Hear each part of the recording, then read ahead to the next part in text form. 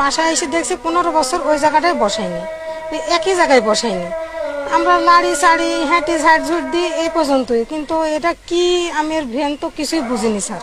15 বছর আগে কুষ্টিয়ার দৌলতপুর উপজেলার দৌলতখালী গ্রামের সাবেক সেনা কর্মকর্তা আসমতুল্লাহকে বিয়ে করেন পাখি খাতুন। বিয়ের পর থেকেই স্বামীর ঘরে একটি লোহার বস্তু পড়ে থাকতে দেখেন তিনি। স্বামীর মৃত্যুর পর বস্তুটি বিক্রি করার সিদ্ধান্ত নেন পাখি। গত সপ্তাহে এক ভাঙাড়ি ব্যবসায়ীর কাছে 17 কেজি ওজনের লোহার বস্তুটি 30 টাকা কেজি দরে বিক্রি করেন তিনি। পরে সেটি বোমা জাতীয় কিছু হতে পারে বুঝতে পেরে ভয়ে ভাঙাড়ি ব্যবসায়ী বস্তুটি আবার ফিরিয়ে দেন। ঘটনাটি এলাকায় ছড়িয়ে পড়লে পুলিশ খবর পায়। পরে সেনাবাহিনীর বিশেষজ্ঞ দল এসে পরীক্ষা করে জানায় সেটি একটি শক্তিশালী পুরনো অবিস্ফোরিত আর্টিলারি শেল। এরপর যশোর সেনানিবাসের বোমা ডিসপোজাল টিম সেটি নিরাপদভাবে নিষ্ক্রিয় করে। আসলে আমার স্বামী চাকরি করতো, সে চাকরি থেকে কোন জায়গায় থেকে আসছে সেটা তো আমি জানি না। সে তো 8 ইয়ারে ছিল পাকিস্তান আমলে, আপনার যুদ্ধর বছরে সে হলো আপনার পাকিস্তানে ছিল। কোথায় থেকে আসছে আমি কি করে বলবো? তো এই জিনিসটা তো আজ 15 বছর দেখছি আমি, বিয়ের পর থেকে দেখছি। আমি ভয় পাই বলে তো লোহা পড়ে আছে, লোহার আবার কি ভয় পাবো এটা মনে করেছি আমি। জি স্যার, আমি বিক্রি করে দিছি ভাঙড়িওয়ালার কাছে, ভাঙড়ির দরে বেশি দিয়েছিলাম। ওই 30 টাকা দাম হিসাব করে 17 কি 18 কেজি ওজন হয়েছিল, তার যা দাম মূল্য হয় সেই মূল্যটা আমাকে দিয়ে সে নিয়ে গেছিল। এবার সে আবার তার মহাজনকে দিতে গেছে, মহাজন বলেছে এটা খারাপ জিনিস মনে হয়, আর জিনিস যেখান থেকে নিয়ে আসছে সেখানে দিয়ে আসো। এবার দিয়ে গেছে, দিয়ে যাওয়ার পরে আমি আর লাড়াচাড়া করে ওই জায়গাতেই বসেছি। স্থানীয় গ্রাম পুলিশ ময়নাল হোসেন বলেন, বিষয়টি জানার সঙ্গে সঙ্গেই তিনি ঊর্ধ্বতন কর্তৃপক্ষকে অবহিত করেন। এরপর বৃহস্পতিবার রাতেই প্রশাসন প্রয়োজনীয় ব্যবস্থা নেয়।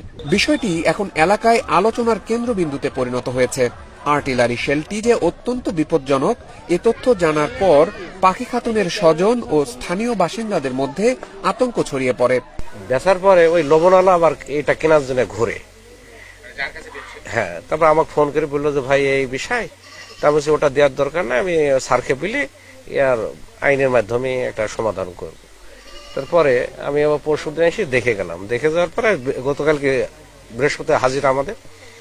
আমি এওনো স্যারের রুমে ঢুকলাম, স্যারকে বললাম যে স্যার ইনি একটা আর্মি ম্যান ছিল, ইনি প্রথম পক্ষ মারা গেছে, দ্বিতীয় পক্ষ আমার সম্পর্কে বোন হয়, আমরাই বিয়ে দিচ্ছি। তো এটা স্যার আমার ওই বোন বিয়ে হওয়ার পরে ওই ঘরে পড়ে আছে, ওই দেখে, দেখার পরে আমার ওই সেই দুলাভাইটা মারা গেছে, মারা যাওয়ার পরে ওই যে ভাঙড়ি ধরে বেশি ছিল, দেখার পরে উনি আবার ঘুরে দিয়েছিল, দেওয়ার পরে ঘুরে যে এখন আমি আবার নেব। তো ইনি আর দেয়নি স্যার, এই বিষয়টা আমরা আপনাদের মাধ্যমে একটা সমাধান করে। তা তো যাবি, এখন ভয় লাগছে, ওই শুনি সারি ভয় লাগছে। তা আমার ছোট ছেলেকে বাসায় রাখি আমি আবার আসলাম। এখন তো ভয় তো লাগছে, তো ভয় লাগবে, এখন যা শুনছে এখন ভয় লাগছে। ঘটনাস্থল পরিদর্শন করেন দৌলতপুর উপজেলা সহকারী কমিশনার প্রদীপ কুমার দাস। তিনি জানান, ঘটনাস্থল থেকে উদ্ধার করা আর্টিলারি শেলটি সেনাবাহিনীর বোম ডিসপোজাল ইউনিট নিরাপদ স্থানে নিয়ে কোনো অনাকাঙ্ক্ষিত ঘটনা ছাড়াই নিষ্ক্রিয় করেছে। বাংলাদেশ সেনাবাহিনীর সহায়তায় আমরা সফলভাবে এটা ডিসপোজ করি, এবং ডিসপোজের সময় আমাদের সিভিল প্রশাসনের পক্ষ থেকে আমি উপস্থিত ছিলাম, আমি সহকারী কমিশনার ভূমি। সেখানে আইন শৃঙ্খলার কোনো ব্যত্যয় হয়নি, এবং পরবর্তী যদি কোনো পদক্ষেপ আমাদের আইনগত নেওয়া লাগে সেটা আমাদের থানা পুলিশ নিবে আর কি।